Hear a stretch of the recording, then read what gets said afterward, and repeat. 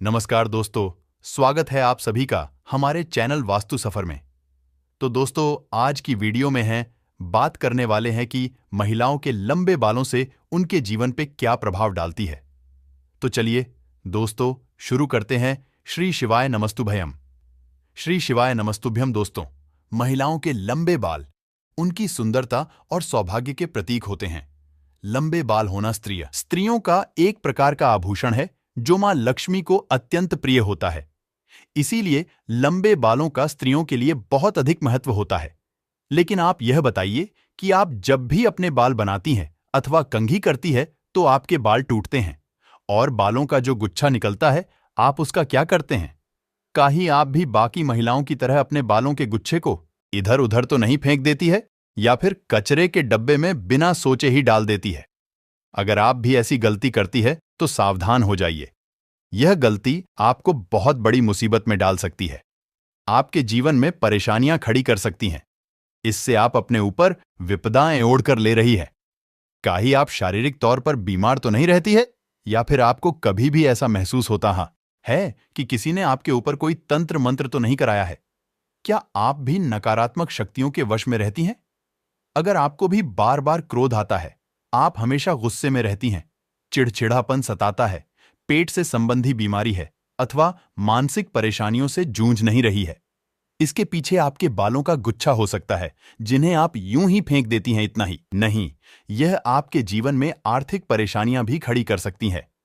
परम पूज्य पंडित मिश्रा जी का कहना है कि जो भी महिलाएं अपने टूटे हुए बालों के गुच्छे को यहां वहां फेंक देती हैं, उन महिलाओं के जीवन में बहुत सारी परेशानियां बिन बुलाए ही आ जाती हैं और ऐसी महिलाएं हमेशा नकारात्मक शक्तियों के प्रभाव में ही रहती हैं।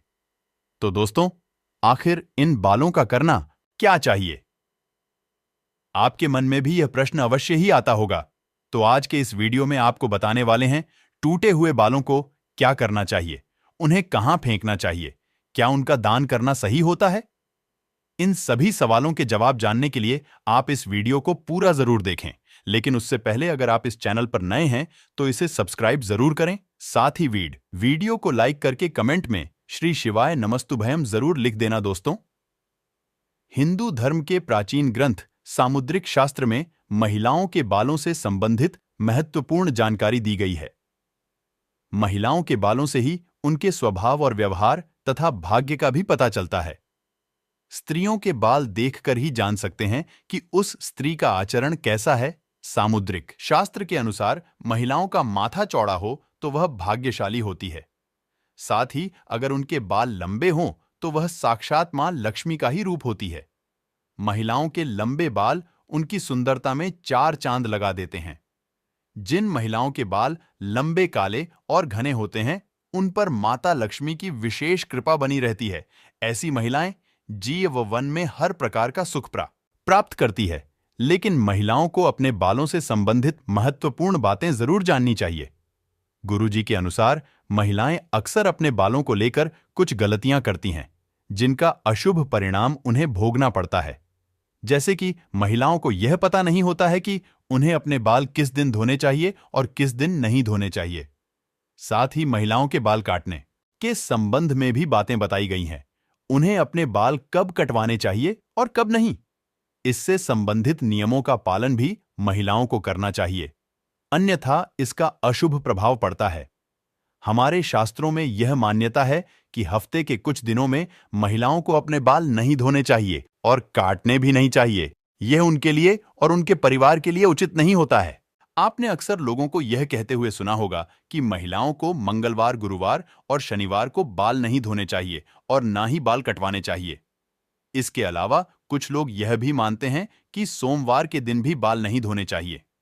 इसके अलावा महीने की कुछ खास तिथियों पर भी बाल धोने की मनाही की गई है, जैसे अमावस्या, पूर्णिमा, एकादशी आदि दिनों में भी महिलाओं का बाल धोना या कटवाना वर्जित होता है, क्योंकि इन दिनों में चंद्रमा उच्च या नीच स्थिति में होता है और इसका प्रभाव महिलाओं के मस्तक को प्रभावित कर सकता है। और यह न केवल उनके स्वास्थ्य को प्रभावित करता है, बल्कि इसका अशुभ प्रभाव उनके सांसारिक जीवन पर भी पड़ता है। गुरुजी के अनुसार सोमवार के दिन सुहागिन महिलाओं को बाल धोने से अथवा कटवाने से बचना चाहिए, क्योंकि इससे उनके पति की उन्नति में बाधा निर्माण होती है, उसकी तरक्की रुक जाती है। वही मंगलवार के दिन अगर सुहागिन महिलाएं बाल होती हैं तो कुंडली में मंगल ग्रह कमजोर होता है। इससे उन्हें मंगल ग्रह से संबंधित परेशानियों का सामना करना पड़ता है, जैसे घर में क्लेश, लड़ाई झगड़े होना आदि। मंगलवार के दिन बाल कटवाने से और अपने टूटे हुए बालों को यहां वहां फेंकने से बचना चाहिए।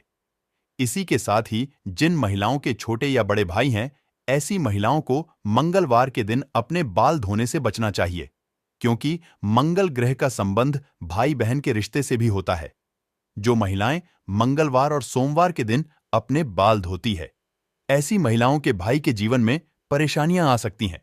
बुधवार को बाल धोना शुभ माना जाता है। इससे धन संपत्ति में वृद्धि होती है, घर में सुख समृद्धि और व्यापार में बढ़ोतरी होती है। वही गुरुवार के दिन स्त्रियों को ही नहीं बल्कि पुरुषों को भी बाल नहीं कटवाने चाहिए।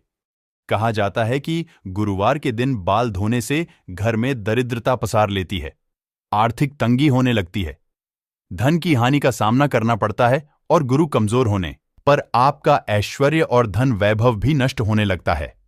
गुरु जब कमजोर होता है तो राजा को भी रंग बना डालता है। इसी के साथ ही शुक्रवार का दिन बाल धोने के लिए और कटवाने के लिए अत्यंत शुभ माना जाता है। यह मां लक्ष्मी का दिन है। इस दिन बाल धोने से मां लक्ष्मी की कृपा प्राप्त होती है। अगर इस दिन महिलाएं अपने बाल कटवा है तो उसे इधर उधर ना फेंके। ऐसा करने से धन की हानि होती है। शुक्रवार को बाल धोते हैं तो शुक्रदेव भी प्रसन्न होते हैं। इससे आपके घर में धन संपत्ति, वैभव, मान सम्मान की वृद्धि होती है। लेकिन शनिवार और रविवार के दिन महिलाओं को अपने बाल धोने से बचना चाहिए। कुछ महिलाएं छुट्टी होने के कारण रविवार को बाल धोती है, लेकिन ऐसा नहीं करना चाहिए, क्योंकि इससे कुंडली में शनि, राहु और केतु कमजोर बनते हैं, जिससे आपके जीवन में शारीरिक, मानसिक और आर्थिक तौर पर कई परेशानियां निर्माण होने लगती हैं। इसके साथ ही अमावस्या, पूर्णिमा, एकादशी के दिन भी बालों को धोने की मनाही की गई है, क्योंकि इस दिन बाल धोने से अशुभ परिणाम प्राप्त होते हैं। वैसे तो सामुद्रिक शास्त्र में कहा गया है कि महिलाओं को अपने बाल कभी कटवाने ही नहीं चाहिए, क्योंकि महिलाओं के बालों का संबंध मां लक्ष्मी से होता है और आपके बाल जितने ज्यादा लंबे होते हैं उतनी ही सुख, समृद्धि और ऐश्वर्य आपके घर में आता है। लेकिन बाल इतने भी ज्यादा बड़े नहीं होने चाहिए कि वे चलते समय जमीन को स्पर्श करें। जमीन को बाल स्पर्श करते हैं तो जमीन की नकारात्मक ऊर्जा बालों के माध्यम से मस्तिष्क में प्रवेश करती है। इसीलिए बाल बहुत ज्यादा लंबे भी नहीं होने चाहिए। बाल कटवाते समय भी कुछ बातों का ध्यान रखना चाहिए। अगर आप रोजाना बालों में कंघी करते हैं तो बालों का जो गुच्छा निकलता है तो उसे यहां वहां ना फेंके। इसे किसी के पैरों में ना आने दे और ना ही अपने बालों को कहीं पर भी खुले में ना छोड़े। रोजाना कंघी करते समय बालों का गुच्छा तो निकलता ही है और महिलाएं बिना सोचे ही उसे नाले में अथवा कचरे के डब्बे में फेंक देती हैं, या कुछ महिलाएं इसे जमा करके रखती हैं और किसी दिन बेच देती है। लेकिन ऐसी गलती कभी नहीं करनी चाहिए। महिलाओं को यह जानना जरूरी है कि महिलाओं के बालों से तंत्र शास्त्र किया जाता है और जो महिलाएं अपने बालों को यहां वहां फेंक देती हैं और उनके बाल किसी दुष्ट या पापी व्यक्ति को मिल जाए तो वह उन बालों का दुरुपयोग कर सकता है। इसके साथ ही ऐसे बालों की तरफ नकारात्मक शक्तियां भी आकर्षित होती हैं, जिसका नकारात्मक प्रभाव उस महिला के जीवन पर पड़ सकता है। यह नकारात्मक शक्तियां उन पर हावी हो सकती हैं और उन्हें मानसिक रूप से परेशान कर सकती है। इसी के साथ ही कई तांत्रिक लोग महिलाओं के बालों का प्रयोग करके महिलाओं पर वशीकरण भी कर लेते हैं। साथ ही तांत्रिक लोग अपने तंत्र शास्त्र में शक्तियों को सिद्ध करने के लिए भी महिलाओं के बालों का इस्तेमाल करते हैं।